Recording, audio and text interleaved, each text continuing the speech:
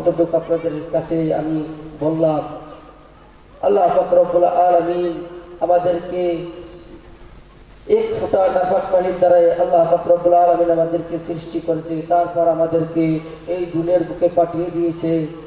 এই দুনিয়ার বুকে কি জন্য পাঠিয়ে দিয়েছে আল্লাহ পাক রব্বুল আলামিন আমাদেরকে একটু চিন্তা ভাবনা করতে হবে।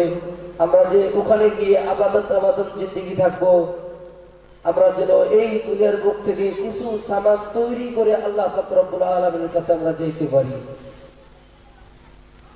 আর আল্লাহ পাক রব্বুল আলামিন আমাদের সবাইকে এই দুনিয়া থেকে সামান তৈরি করে নিয়ে যাওয়ার তৌফিক দান করুন।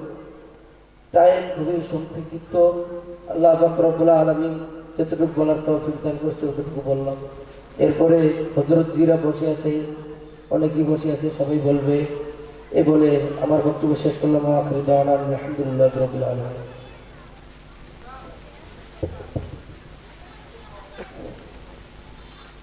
ধন্যবাদ হাফেজ মাসুম আলী সাহেবকে, খুব সুন্দর আলোচনা করলেন। এখন আলোচনা করবেন অত্র মাদ্রাসার শিক্ষক মাওলানা নাজিমউদ্দিন ব্যাপারী সাহেব। আপনাকে সংক্ষিপ্ত আলোচনা করবার জন্য অনুরোধ করছি।